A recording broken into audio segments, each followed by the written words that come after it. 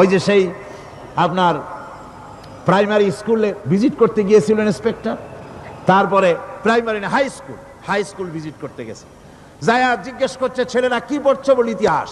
ঠিক আছে, ইতিহাস থেকেই প্রশ্ন করব, বলো তো চীনের প্রাচীর কে ভেঙেছে? ছেলেরা জবাব দিচ্ছে না, তুমি বলো, কেউ বলছে না।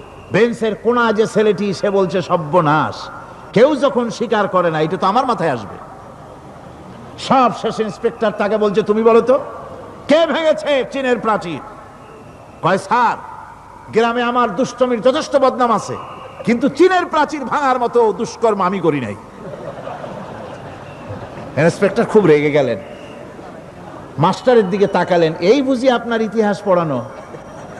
মাস্টার ইন্সপেক্টরের বিরক্তি ভরা মুখ দেখে বলছেন, স্যার রাগ করবেন না, এসব ছাত্র তো আমার, ওদের অবস্থা তো আমি জানি, আপনি আসছেন ঢাকা থেকে, আপনি জানবেন কি? আমি হলপ করে বলতে পারি আমার ক্লাসের কোন ছাত্র চীনের প্রাচীর ভাঙে নাই।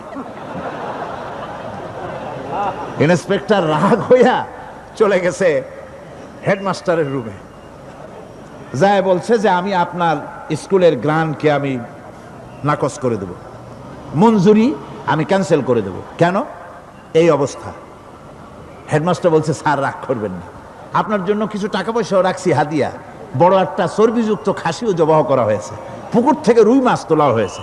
তারপরেও আমার ছাত্ররা, টিচাররা বলার পরেও যদি আপনার সন্দেহ হয়ে থাকে যে আমার ছাত্ররাই ভাঙছে, তো ওই আপনি অসন্তুষ্ট হবেন না, রাগ করবেন না স্যার, ওই প্রাচীর ভাঙতে যা খরচ লাগে আমি কিছু খরচ দেবো, তো আপনি রাগ করেন না। এখন চিন্তা করেন, স্কুলের ছাত্র থেকে শুরু করে হেডমাস্টার পর্যন্ত জ্ঞানের বহর।